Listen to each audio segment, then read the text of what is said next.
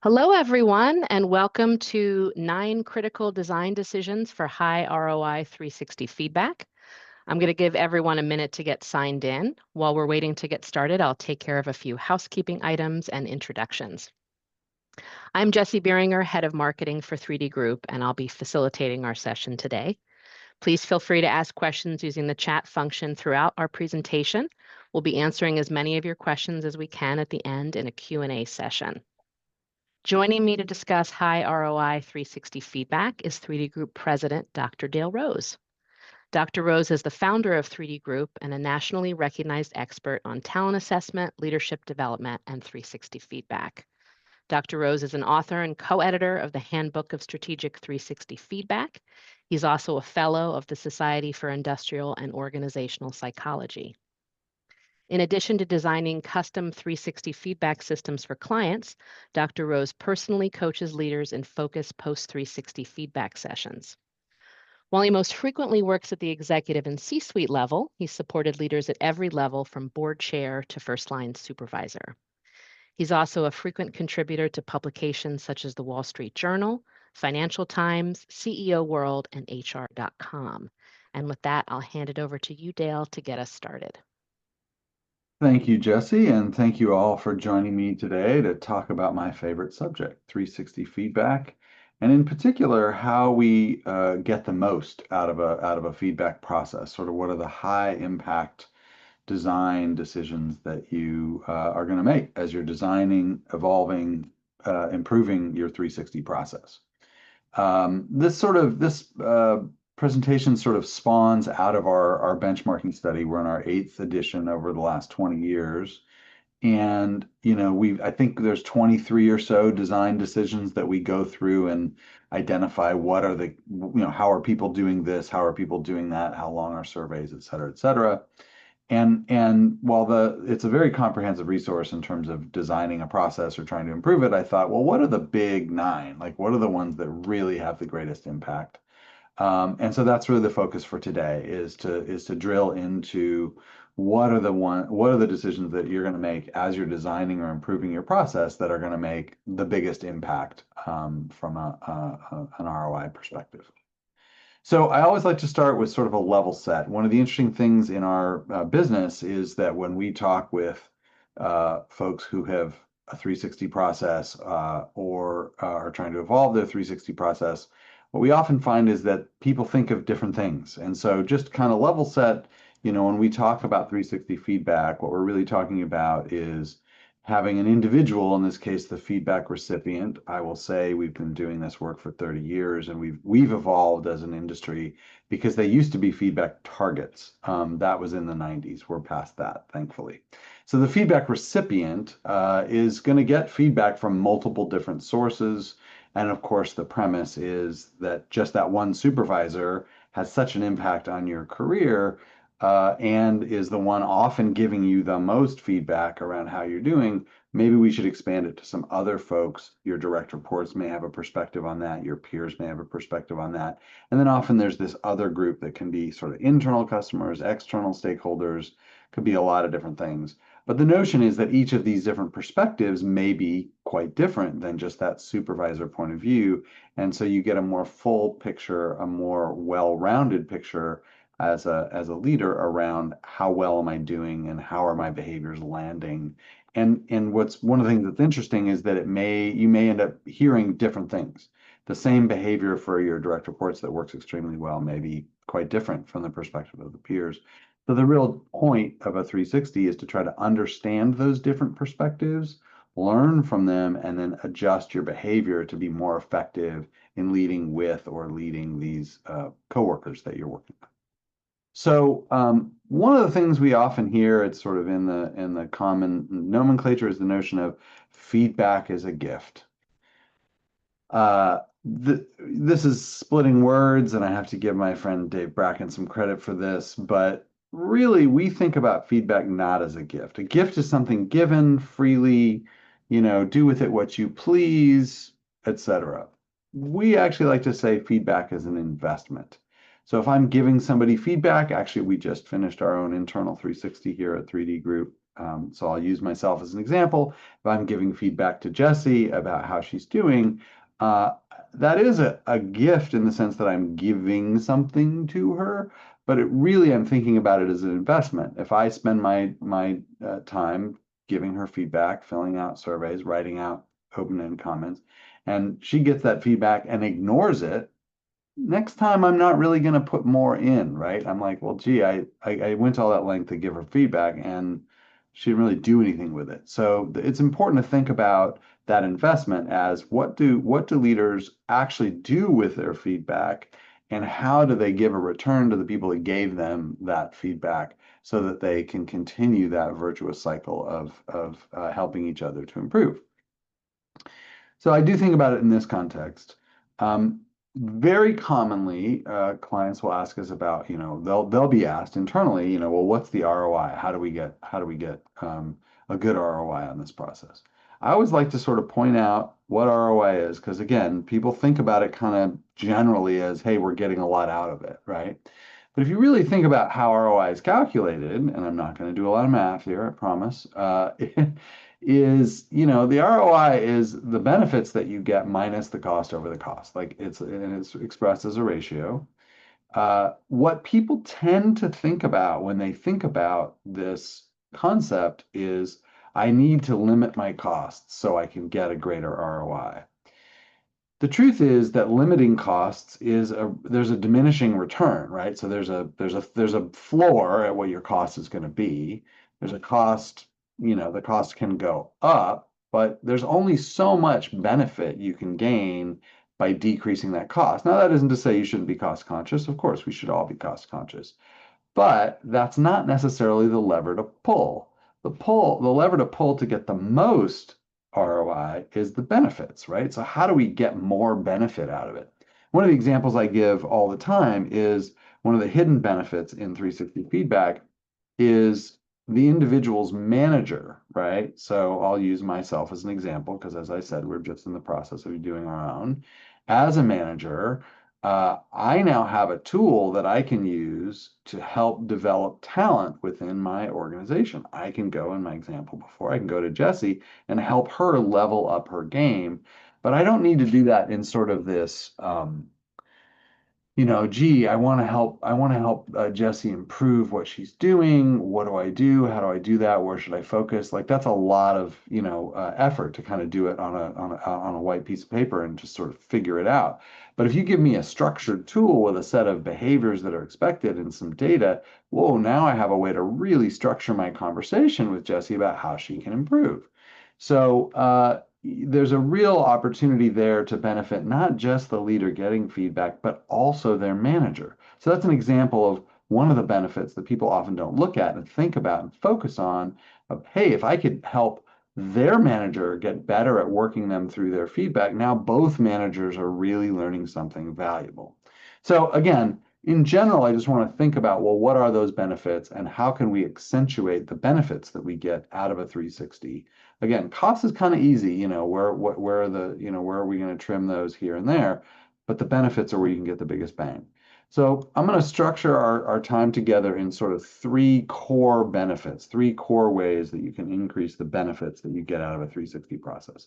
The first and most simple one is more feedback, right? Getting more feedback, either from more people, you could think about it as more frequently, um, but more feedback is going to get you more benefit than less. Now, there's diminishing returns there too. There are these sort of anytime apps. I actually wrote a chapter in our book about this, where it's like, oh, you can get feedback all the time. Well, people don't need quite that much feedback, and we'll talk about what the appropriate cadence is. But generally speaking, say once every 10 years, not enough. Every week, too much. So where's that happy medium? The other category we'll go into is better feedback, right? So getting inaccurate feedback from raters that you don't believe in on questions that don't relate to your job, not very useful. But if you reverse all those, you can really have much more impact, and we'll go into detail there. And then the big one is beyond feedback, right? So a lot of times we put so much effort into the design and implementation of a feedback process that we think about it in terms of like, whew, we did it. We got them their feedback. There's the report. They got it. But that's really where the work begins. So it's great. You compiled the feedback, you organized it in a way that was user-friendly and, workable for the leader to understand. But now, what do you do to help them actually use the feedback and create some accountability? And I think there's an area there where we can also level up our game collectively. So these are sort of three buckets that I'm gonna present some data and some thoughts on. Let's jump into the first one. So more feedback. So here's a pretty good visual display of what feedback could look like from a report. So as I mentioned, your manager tends to be the one that gives you the most feedback in your work life, but we're now gathering feedback from this other group and direct report groups and peers. But as you can see with the empty spots here, we're only getting 2 out of 5 direct reports. Maybe not enough. We're only getting 2 out of 3 direct reports. 2 out of 4 in this other group. So the amount of feedback that this individual is getting is somewhat limited. And it wasn't coincidental that I only picked 2, because if you follow, and I'll demonstrate some data on this, if you follow sort of best practices on having at least 3 people providing feedback. So of course, each of these filled in circles represent someone who filled out a survey versus the ones that were invited but didn't. If you are following best practice, you need at least 3 people from each group to provide feedback in the report. So technically, a report to this individual would really just include feedback from their supervisor. And sorry, we couldn't give you the other data. Sorry, we couldn't give you the direct report data. Sorry, we couldn't give you the peer data. In many cases, and certainly that's the case for us, we would actually combine all 6 of these surveys into one overall global. So you would get an idea, but you wouldn't get the differences between the groups. So when I say more feedback, what are we doing to get that response rate up where you're getting full, fleshed out feedback from each rater group? And of course, what you want is 100% ratings and response rates. And getting that is going to make a huge difference. I can tell you, having worked with many, many, many managers over the years, there's nothing worse than them getting, just enough, say 3 out of 8 of their direct reports, and they really are wondering, like, what do the rest of them think, right? So the more you can up that response rate, the better. So how do you do that?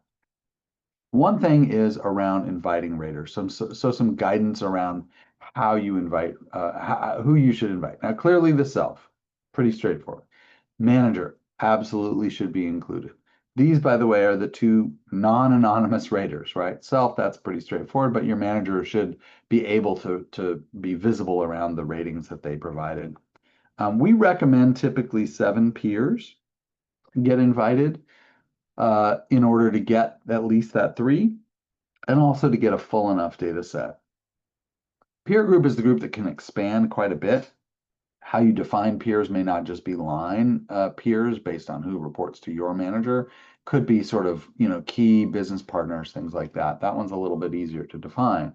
The direct report group, really all direct reports should be invited to complete the survey. And candidly, even direct reports that haven't had a lot of time to work with the individual need to be invited. If for nothing else, then it sends the message that their feedback, their perspective is valued. But also, you don't want someone hiding their less happy direct report, so to speak, and say choosing only their superstar. So you want to make sure all direct reports are invited. And then this other group, again, 7 or more. What we tend to find is that peer group and the other group are just a little bit less removed, have a little bit less, um, uh, if you will, sort of stake in your development and your performance. So then maybe their response rates tend to be a little lower for those groups. So adding a little more is kind of a good idea. As I mentioned, that minimum of 3 is pretty standard. 4 out of 5 companies recommend using a minimum of 3, and this comes out of our benchmark study. I mentioned it. You can see it in the little lower left corner there. We do have a copy of this available if you'd like. Very detailed data, and I'm going to be going through more of it and providing a lot more data points on this. But just as a quick highlight, that study covers over more than 600 companies over these 20 years. And we literally just go through all the key design decisions that you're going to make as you're building out a 360 and ask companies, what do you currently do? What is the minimum threshold that you use to report data? As I said, 81% make a minimum of 3. So we'll see multiple data points as we go, and that's where that comes. If you're interested in a copy of that study, reach out to Jesse, and happy to send you a copy. You can also get a printed copy. I like the printed ones, so you can get those for basically our cost on Amazon, which makes distributing them easier. So. Okay, so what is a good response rate? Generally, we think about a good response rate as 70+%, but you really want to try to get it up above the 80% threshold if you can. And again, it will vary by rater group. So ideally, you're getting certainly your manager, that's essential. You'd like to get all direct reports, sometimes vacations, busyness, whatever. It doesn't always happen, but close. And then it's going to be that peer and other group where you're really likely to get less investment. But as a general target, and then we're flagging here what our kind of last year's overall, all clients, all companies kind of average was, which thankfully met that threshold. One of the key things you can do to increase response rate, again, we're trying to get more feedback here, we're working that lever, is to use targeted reminders, right? So I'm not talking, the Amazon algorithm here that's targeting, ads based on your behavior. But in a sense, yes, there's something similar to that. So a couple things you can do. You can push a note out to the feedback recipient and say, hey, just so you know, you don't have enough data from some of your groups. Please, let your raters know that you've got a week left in the rating period, and you really would appreciate the feedback. So their outreach out to their raters can have a pretty positive impact. You have to be very careful there that you're not. I mean, of course, you aren't telling them who said what. You're not telling them the specific individuals, and they need to use language like that so their raters don't feel like they're being kind of watched, if you will. But this targeted message from the recipient can have the greatest impact because they're at the end of the day asking for that feedback. So they're saying, "Hey, really, I mean this. Would you please give me some feedback?" The other group would be to the manager, and to really go to them as a lever, and the manager should be involved in the process, both on the approving raters on the front end, but then also on what are you going to do with the feedback. Companies differ on whether you're going to give them the report or not, and I can show you some data on that, the actual report. But at minimum, the manager should be able to go to an individual and say, "Hey, what does your feedback tell you? What are you doing with it? How are you going to improve? How can I help?" And then lastly, you can follow up with those individuals themselves, or anybody who's not actually completed the survey, and ping them and say, "Hey, it's due, it's due, it's due." Any good 360 system should be able to screen out folks that have already filled out surveys, so you're not bothering them and filling their filling up their folder and then moving things to spam because they're tired of getting hit with emails after they've filled out the survey. So you ought to be able to sort of target it that way. So these are some things you can do, but regular reminders targeted to the right individuals during that survey process should have a positive impact. And these are, of course, the things that we do quite regularly. I would say, and I don't have a huge data point on this or slide, but the other big thing is just how you message and how you position the tool within the organization is another thing that's going to increase response rates. As soon as organizations and employees start to realize, oh, this is a really valuable tool, then they start using it better. But positioning it, branding the 360 process, if you will, can also elevate some of those response rates. So one of the questions we get asked really frequently is, well, how often, how much feedback? Well, how often? As I said before, is it every day? Is it every week? Is it every year? So in our study, one of the things we asked, of course, was how often do you make 360 available? And there's a huge range, right? I mean, a third of companies are doing it kind of as needed, but annually tends to be sort of the bigger winner. And you can see it kind of highlighted here. And the reason it's highlighted there in I think it's salmon in the printout, but sort of tan here, I guess, is across the 20 years we've been doing it, annually is the most common sort of the mode in terms of how often it's been used. In our most recent study, that didn't bear out so much. The as needed tended to edge it out, but it's sort of annually or every other year if you're trying to build it as a cadence. Again, plenty of companies will do it, on an ad hoc basis. But I would say that you lose a lot from a strategic value standpoint there. There's many opportunities missed in that ad hoc approach. So I would, recommend every year, every other year. We've had clients where they'll do it every year for like 2 or 3 years, and then they'll switch because people have gotten into a cadence. They'll do it every other year, um, etc. So there's your bottom line in terms of, how often to get it. The other thing to consider in the same space is how long the survey is. So super long surveys back in the day, I mean, there were, PDI used to have a survey that was 130 questions long. You'd never get anyone to fill it out if you did that today. What we find is, surveys in that sort of 40 to 60 item range are pretty common, work pretty well. The different uses can shift this quite a bit. The much smaller surveys tend to be more used for performance review type things. The longer surveys are more around leadership development, where you're getting a lot more texture and a lot more detail. So purpose can have a kind of a moderating effect on this result. But I would say, 40 to 60 questions is about the target that you want. And it's worth pointing out that, our time studies when we've done this, a 50 item survey can be done if the items are written well, can easily be done in 3 minutes, 5 minutes tops. And then the question is the open-ended, right? So where you're going to get into time to complete a survey, it really has to do with how many open-ended questions you have. If somebody writes, what could Dale do better? Communication, don't ramble so much. Okay, that's kind of helpful, but what about just communication? Or someone could give a really specific example. Hey, sometimes you go on a little too long. In that webinar you delivered, you went on and on about that one point. Try to make it a little more balanced. Now I have context, now I know what to do. But they also didn't write a book, right? So anyway, discretionary effort on the open-ended, but really closed, numeric ratings can be done quite quickly if they're written well. So I wouldn't shy away from gaining that extra little bit of richness that you're going to get from a 50, 60 item survey compared to, say, a 30 item survey. Okay, so that's some thoughts about how we can get more feedback. Lots of other obvious ones like more leaders, all those kinds of things. But some useful data points on how to get more feedback within the process that you're using. What about better feedback? How do we get better feedback? I love this because it brings me back to my graduate school days, this image around validity and accuracy, right? So how do we get better feedback that is more well received and therefore more likely to be used? This item that I'm about to share, this survey item, supplanted my previous worst 360 item I've ever seen. So I have to share it.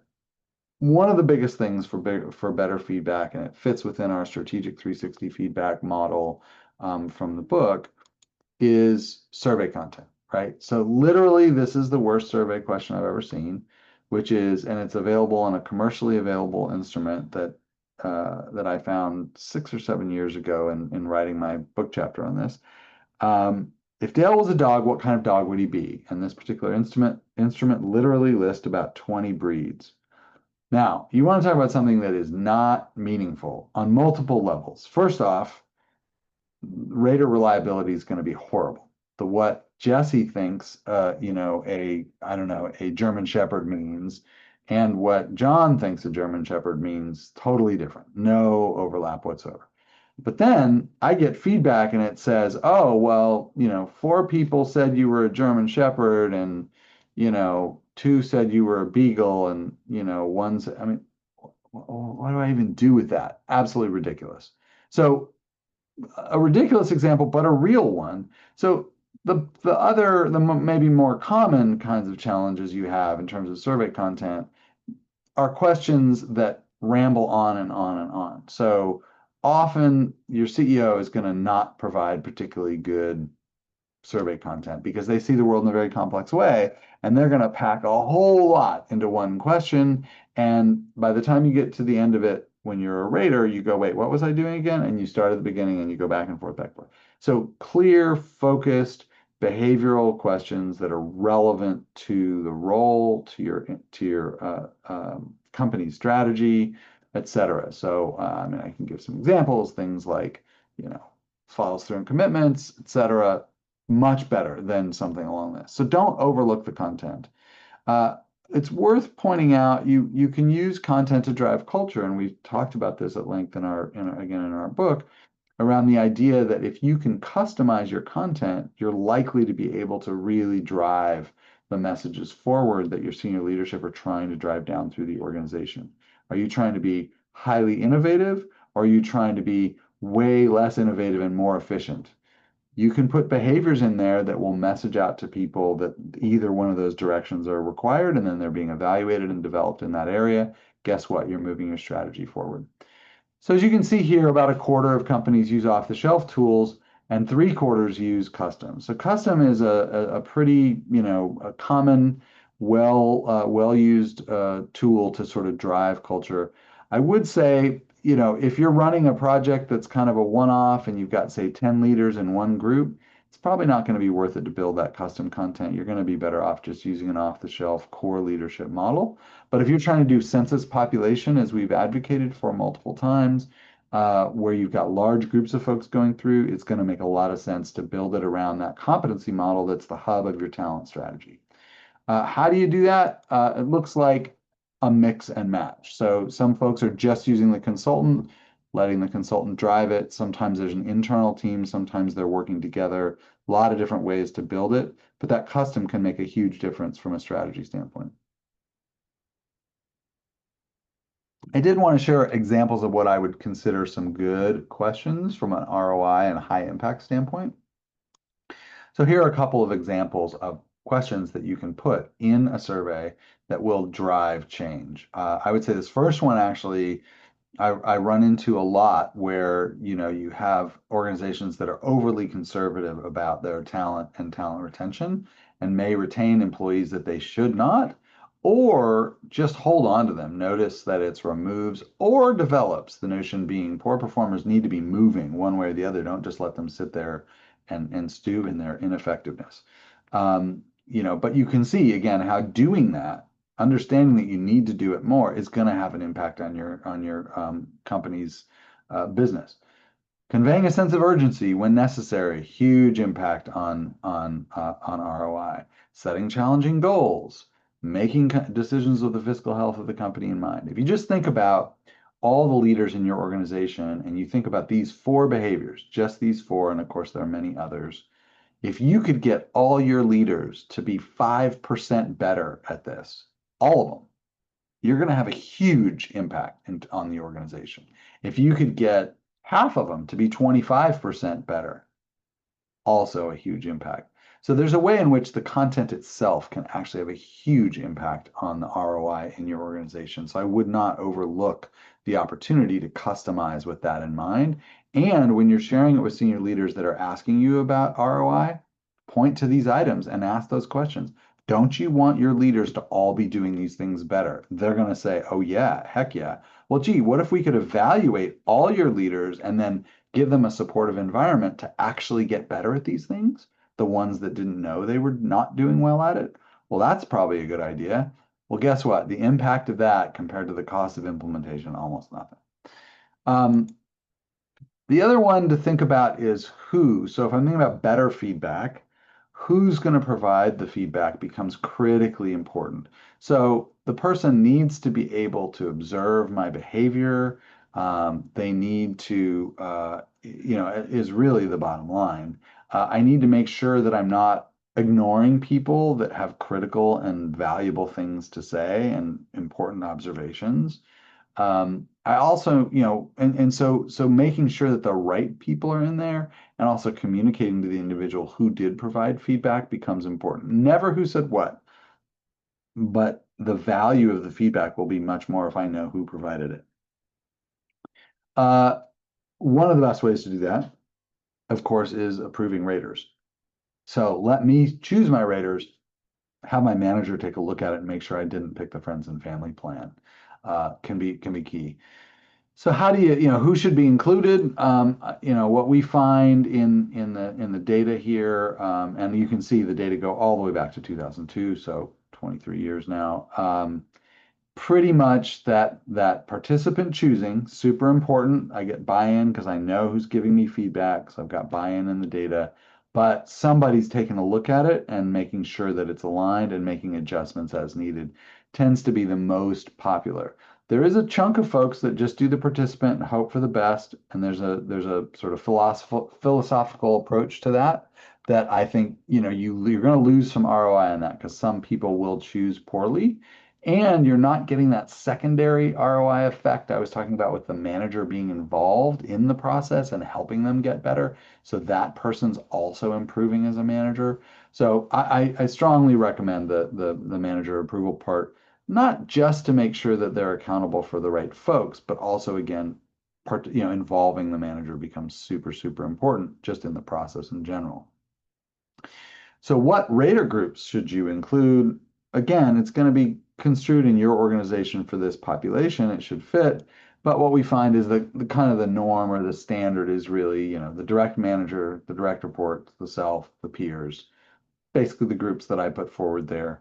One of the data points in here I just have to highlight because I just can't even believe it is see if I've got it here. You can see this 88% last year. So 12% of companies were not even giving the feedback to the participant. And we even here, have I think it might be one company not providing feedback to the participant. I don't know how you get an ROI on the process if you're not giving it to the leader. It's just a huge oversight. There's actually a case study in our book that was done where our content was used, but we weren't running the process. Where in fact we had to talk the leader, the consultants had to talk the leader into the leader of the whole function into letting leaders get their feedback. And again, I can't imagine why, but they were very resistant to the idea. Eventually, they did get it. We do also, just if you're interested, we have a white paper on this question of, what are the best ways to select raters? How do you think about rater selection? So if you're interested, let us know. Happy to forward that on. Okay, last bit in terms of how to get better feedback. Lots of good research illustrating that rater training is effective, right? Teach people how to use the rating scale. Tell them that it's confidential. Tell them that providing all fives is not very helpful. Use the whole range. So that kind of training can be very, very impactful. Uh, when we asked, well, how do you train raters? And there's a lot of ways to look at that.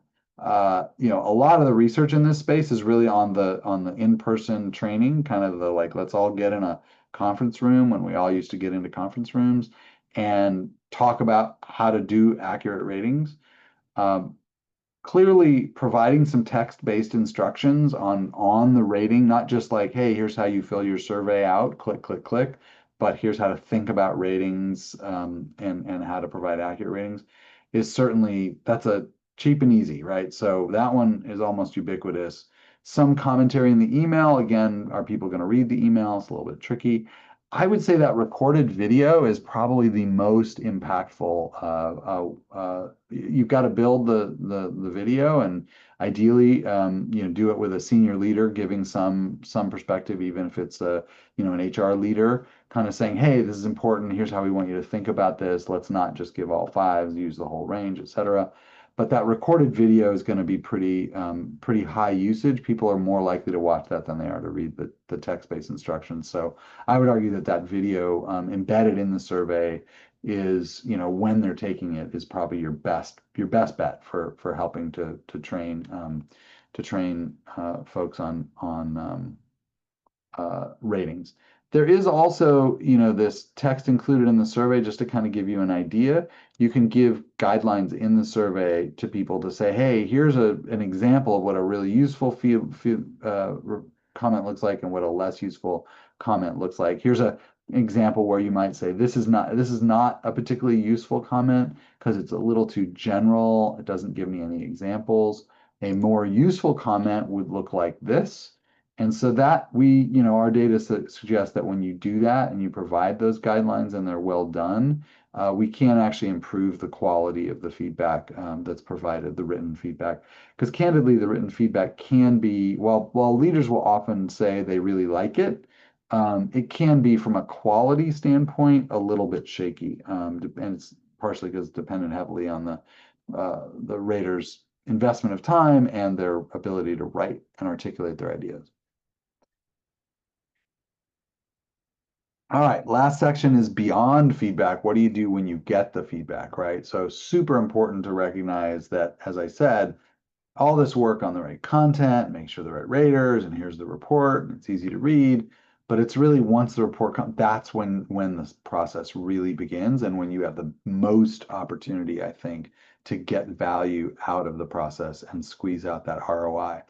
And I'll give a really clear and potent, and frankly, when I first heard it, somewhat terrifying example. So years ago, when we first started doing the Strategic 360 Forum, we would have companies present sort of what are they currently doing and tell us a little bit about your process. It's a peer-to-peer learning environment where folks can really learn from what other colleagues and other companies that are in their same role implementing a 360 can do. And so this one company, who shall go unnamed, said, hey, we just rolled our 360 out, and here's kind of how it worked. And we had it where everybody could log in and download their report and do the work, put their action plan together, et cetera. Pretty standard.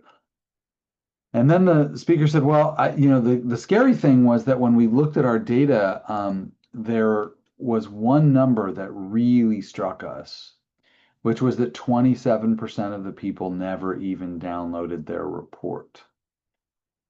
Very painful.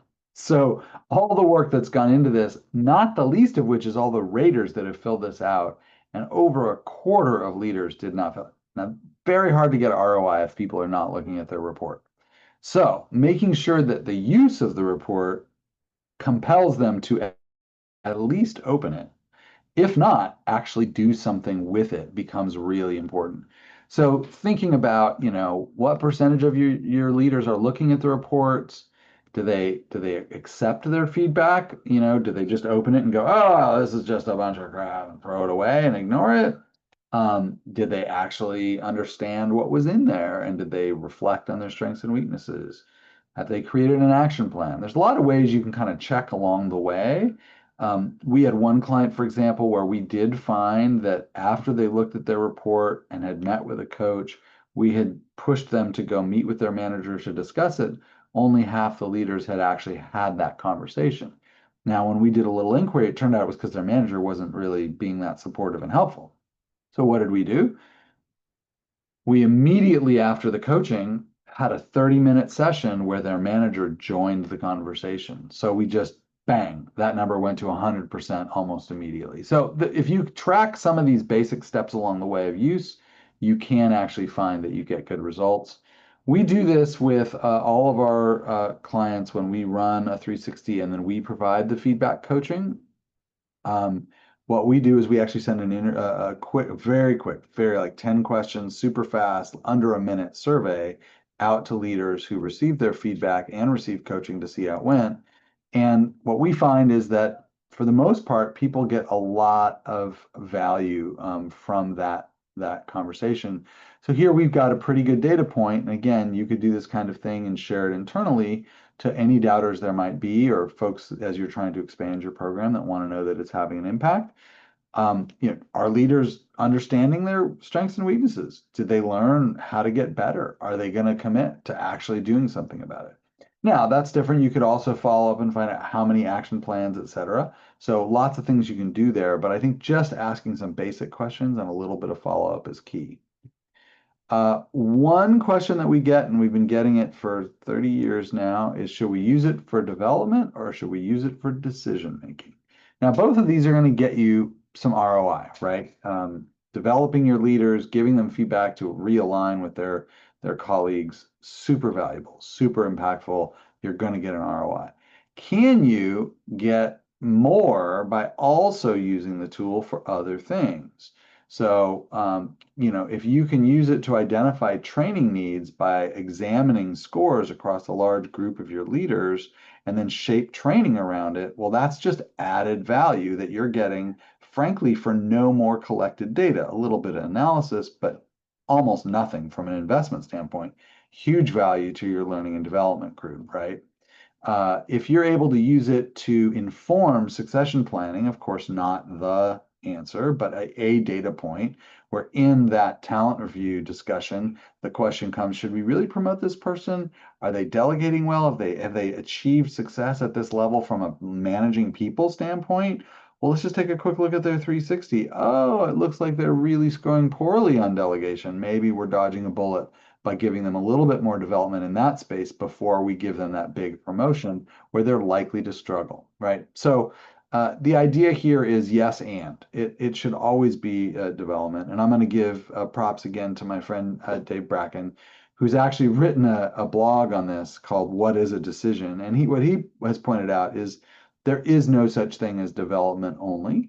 So if you think about the continuum of how you use a 360, and this is his chart, even self-development, even development planning has some impact, right? It's if you're really looking at the data and any kind of manager involvement is happening, there's absolutely something going on besides just I'm developing.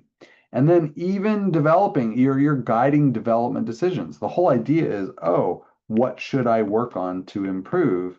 That's a decision. So you want to think about it a little bit more broadly and recognize too that all these uses are valid and useful ways to use a 360. So of course, in our benchmark study, we asked, how do you use it? Is it for development or decision making? Clearly development. It's always going to be development of some kind or another. But again, I would argue, and notice these don't add up to 100 because it's a yes and, right? So you can use it to guide curriculum planning. You can use it to inform succession planning. What we don't see happening is, oh, you got a score of 4.2, so you get a raise of 3%. If you had gotten a 3%, a score of 3.5, your raise would have been 1%. Like that, not very rational, not recommended. So those direct kind of pay, direct, threshold performance decisions, not necessarily recommended. Other ways to get more value once the process is done. There's been some great research on this notion that asking leaders to follow up with their feedback providers, right? So if you have leaders thank the feedback providers, right? Return on investment. If I invest and someone comes back and says, thank you for the feedback, I'm way more likely to give them feedback again next time. But if they come back and say, thanks for the feedback, one of the things I want to focus on is giving more autonomy. And particularly if that was one of my comments, I'm like, oh, okay, they are really focusing on being better leaders. This is great. I'm more likely to invest. Well, it turns out our friend Marshall Goldsmith, who actually wrote the preface for our book, did some research on this, and he looked at when people do follow up with their colleagues, do they make changes? Do they improve? And so when asked among coworkers, hey, did your coworker follow up with you around their feedback? One group didn't really happen. The group that did, they saw huge amounts of change. So just to kind of explain the way this works, they're asking, did you see any change in this person and did they follow up? 0 is that perceived change in the middle there. 3 is lots of perceived change and then positive change. And then -3 is like change, but for the worst. So in that group where they didn't follow up, very little change. In the group where they did follow up, huge change. So what we see is that follow-up does a lot of things. You're making a public commitment. Hey, I'm going to improve this. And it gives people a way, it just creates a kind of accountability. Whereas if it's like, yeah, I know they want me to improve autonomy, but I'm not going to let them know that. You keep it to yourself, you're just less likely to change. It creates an intrinsic kind of accountability that we know is critical for change. So highly recommended that you have people follow up. They need to do it in a way that's constructive. It needs to be positive. We've seen this done before when managers go off on their own and haven't been warned and it doesn't go well. But if they do it thoughtfully, it can be very high impact. Uh, the last bit is feedback coaching. So, 4 out of 5 companies are using feedback coaching as a tool to help support that feedback. So just getting a report does not have the same impact as actually meeting with someone who helps you not read, like the report should be easy enough to read and understand. Like these are high scores, these are low scores, this behavior is good, this one may be less so. Like that shouldn't be what your feedback coaches are doing. And if they are, I would recommend you find a different vendor because the impact on that is very little. Like let's look at page 2, let's look at page 3. Should be easy enough to read. What the conversation should be is, oh, I've read your report. You've read your report. What's your key takeaway? Where should you be focusing your development? Oh, I see that. I see that. And the coach ought to be able to say, yeah, but what about this other thing you didn't mention? So there's an accountability mechanism there, but it's not page by page. It's more about what is the development? Let's get you some development advice. Let's figure out what your 1 to 3 takeaways are, and let's figure out how you can move forward in that direction. So that tends to be a much more effective, much more high impact approach. And we find as companies are at least allowing this to happen. And I would say that, yeah, again, of the respondents, they're all saying like feedback is coaching is actually essential. It's not really even an option.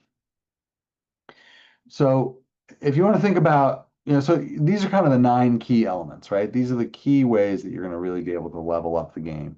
Let's think about kind of just at a high level, what are those costs? What are those benefits? What are the things you should be looking out for? Um, you know, Setting it up, per report fees, these are all pretty straightforward. Don't overlook the amount of time an employee invests in providing feedback, as well as doing action planning. But the benefits, again, while you want to focus on limiting or managing costs in an appropriate way, putting your investment in the right place, but think about your investment in the right place to get that impact that you're looking for and make sure that you're using it for those purposes. We know from our survey when we ask people, well, what is the impact that you see? What are the things that your 360s are helping you do? The 2 things that popped out most were, better decision making by leaders, right? So again, back to that decision making model, they're making decisions about where to develop, how to improve, how to be more effective rather than doing it in the abstract or just based on limited information about how they think they're being effective, because we know those scores are not always aligned, the self scores and the other scores. So it helps realign around the impact they're truly having. And then the other thing is, let's not overlook the high potentials, right? High potentials really want feedback. Feedback poor environments do not retain high potentials. High potentials will flee that kind of environment because they always want to get better. That's what the point, that's how you become a high potential. And so I think, the notion that you want to be implementing a process like this and make sure your high potentials are getting this, that it's not being used as let's give this guy a 360 because it's the last gasp hope. Maybe they can finally get it and improve before we let them go. Like that's probably your worst ROI from a 360 standpoint. Uh, Interestingly, when we ask, have you done an ROI analysis? We've actually done an ROI. We had one client one time that asked us for an ROI, and of course, we're always happy to entertain the conversation, but it's a complicated, expensive thing to do correctly. And so what we find is that for the most part, companies are not actually thoroughly doing an ROI analysis. And, I think, I had one client who made this clear when I sort of suggested the possibility that we follow up and see what kind of impact we were having. He had participated in the process himself, and he literally said, look, I've been in the middle of it. I've been a rater, I've been a participant, I've approved rater. Like I know the impact. I'm not wasting any time or money on doing an ROI study because I know it. So let's move on. So ideally, you've got leaders like that who understand it, who get it. Frankly, if they don't, the best thing you can probably do is to make them a participant in the process, let them go through it, let them see how well you've put it together, where the impact is. If they still want to do the study, so be it. We did ask why, and the bottom line was no one's asked for this. So while people generally want to know that their talent processes are having an impact, the idea of actually doing a thorough, comprehensive study, the ROI of looking at ROI is probably not there in this case. So, in summary, if you think about how you want to increase ROI, don't overlook the cost, but really don't overlook the benefits. The benefits, and what are you doing? And it's not just, oh, there are so many more benefits. Well, yeah, there are potential benefits, but what are you doing to juice each one of those benefits to squeeze out the most you can get from each of them? Because that's where you're going to get a greater ROI. And I think if you focus on those things conveniently, they do provide some great data points that you can share for anyone who's skeptical. Shameless plug for our book. It's very comprehensive in a lot of these spaces. There's a lot of great chapters in there, both technical in terms of sort of legal things, ethical things, measurement questions. How do you do this for performance management? And there's like 8 great case studies in there. So it's not all just technical academic stuff, pretty applied, applicable, and relevant. Okay, with that shameless plug, thank you for that moment. I will turn it over for questions, and I'm guessing Jesse has gathered a few, I hope. Yes, I have. There's still time if you want to put them into chat. We had a couple of great questions during registration, including from some people who are on the line today. Great. Um, Catherine and Betsy had sort of related questions. Catherine said, who should deliver the feedback and how? Hmm. And then Betsy was curious to have pointers on sort of how to share the feedback. So I think how do you give it out? You know, who? So Who and how? thank you for posting this before the session so I could pull some data up. I have to admit, I anticipated this coming. So let's look at some data and then I can throw my opinion in there as well. So generally speaking, you're getting it through, online via email, coming directly to the individual. There is a smaller subset, about a third of companies, where the participant's getting it by a facilitator and coach. I can tell you why I don't recommend that approach. Uh, I always get my feedback on Fridays. I won't, even if I get it on Monday, I won't open it until Friday. By Monday, I'm completely rational about it. But over the weekend, I process things a little bit.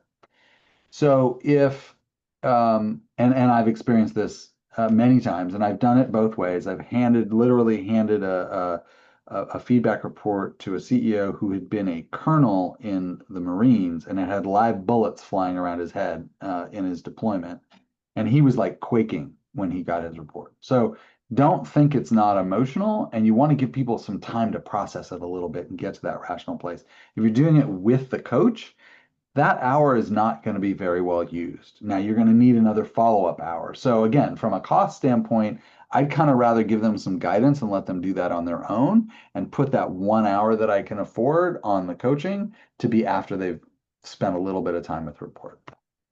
Um, I would say again, back to this idea of like what they're doing with it, that giving it to them with support, guidance around how to read it, but then also knowing that they're going to have a coach work with them on what do I do with it is super important. There's a lot of other kinds of things you can do from a follow-up standpoint, as you see here. There's lots of other stuff that people will do with it to support leaders.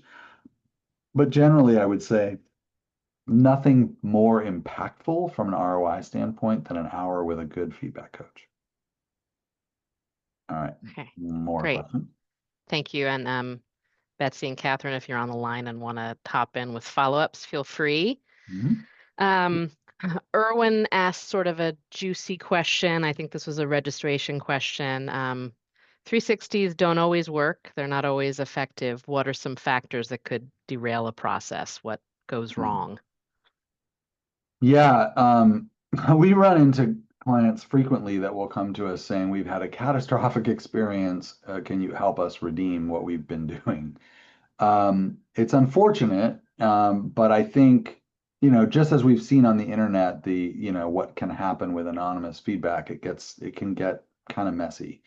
Um, I would say that the biggest factors that derail are poor usage in terms of not being clear that this is developmentally focused with clear guardrails to protect the people providing feedback and that the use of the data are constructive. So where it tends to go awry is where a corporate culture emerges, and usually, frankly, this goes at the very top of the organization, where they try to weaponize feedback to, you know, uh, drive poor performers out, or just drive someone out that they don't want, don't like, etc. So I think the biggest thing is how you position feedback and the discipline around real ethical boundaries around, again, a minimum of three. Who's going to get the report? One of the biggest mistakes you can make is to not be clear with everyone about who gets the report. So here I am looking at my report, and the coach inadvertently says, when I was talking to the CEO about the results that you just got, and they're like, wait, someone else has my report and they saw it before I did, really bad practice. I actually won't work with a company that won't hold this line. You have to give somebody their own feedback before someone else looks at it. Now, if they're clear that HR is seeing it, managers seeing it, that it's going to be part of their evaluation, that can absolutely be done, but it just needs to be done very transparently where people are clear about what's going on. So I think those are the places where I see it usually go awry. Um, yeah. Okay, well, we just got a flurry of live questions here, so we'll get as many as we can here Bring it in. on. I love it. Um, Colin asked, how do you feel about the senior leadership team rating themselves during a 360 review? As peers, the group is smaller, below 10. They absolutely should be doing that. They should do it every year. No question.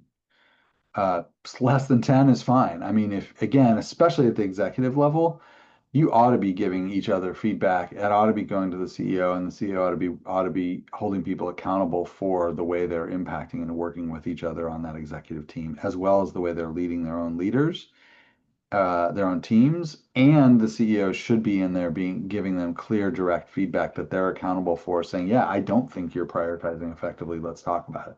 I think it's one of the best ways to get to that conversation that can be really difficult otherwise. Okay, great. Um, Someone's asked if the cadence is annual, how do you avoid creating feedback participant fatigue in an Mhm. organization when many of the same employees will be asked to be participants? Yeah, it's a good question. I would say, what we see is it's sort of annual, and then maybe it migrates to every other year. And in doing that, you can do it every year, but just do different pockets of the organization so it spreads around a little bit. So each year isn't quite as big. So if you're doing every other year, I would actually have a feedback process every year, but half the organization is, alternating that way. This is also where making sure your survey has really clear, focused questions that can be done really fast. I'd even do some time studies to make sure that it's quick enough. I wouldn't make it too short, but that the other piece would be there. And then be careful on who you invite so that you're inviting the appropriate people and limiting like the number of peers and others to not be too big a group. 20 raters invited, nah, that's too many. So yeah, those are some initial thoughts. Anne asked, how would you suggest giving feedback to a partner, guessing maybe she's in a consultancy, I'm not sure, Mm. who's not receptive to feedback and presents some rough edges? Anonymously, Yeah. support from a coach. Yeah, I mean, there are some things you can do if it's one-on-one, but that's very different than this. I think if you're doing a 360, it should be anonymous, and be clear, be direct, but make sure there's a trusted environment and support around it. If there isn't, you got to start building trust first. And if it is more of that one-on-one, that's less of a 360 and more of like facilitated conflict management. Okay, I think one last one. Before sharing the feedback, do you advise reading through it and scrubbing any feedback that has been done in an overly negative way? No. I mean, I would just candidly, I think we did for a while, it might even be in a data point in the study. We asked, do you screen comments? And like Yeah. there's a small percentage that does screen. We've seen companies like in construction, they'll screen for foul language. But editing comments, editing out feedback, it just inserts this like uncertainty. And I would instead work on rater training to make sure it's constructive rather than trying to fix it on the back end. If you're having a problem on a regular basis, fix it on the front end going in rather than on the back. Because on the back end, the person getting the feedback's like, I don't know, did they screen out the good stuff that I really need to hear or not? Like it's all sort of homogenized and made to, and if it is harsh, better to just have a coach work them with it and say, all right, you've got some harsh feedback here. Let's see what we can do to work through it and figure out how you can repair some of these relationships. So yeah, I wouldn't shy from the content. In fact, it's probably useful data to know. So I would try to fix it on the front end. Great Okay, question, and by the way. yeah, and looking at the data, it looks like reporting the open-ended comments verbatim is the historical winner. There Yeah, for was sure. some analyzing for theme and screening. I had a couple people in the comments sort of say that there was some bullying going on. So, Yeah, and so again, that's where you just go back to you can go back to the raters confidentially as an HR group and say, look, we haven't said anything to this individual, but like this is totally inappropriate. And you can hold raters accountable. You can say again, do it up front in the survey thing, say, look, if you provide bullying, inappropriate feedback, you will be held accountable. We will come back and talk to you about it. So holding a rater accountable for accurate feedback is actually a really good idea, but doing it on the back end and patching it doesn't actually fix the problem. So my advice is to go back to the beginning and fix the problem more so than like let it happen and then keep people from hearing it, if that makes sense. okay, we're at time. Thank you all so much. Thanks for the great questions and for joining us today. If you'd like to talk more with us about how feedback can support your talent goals, please reach out to us and have a great rest of your day. Thanks, everyone.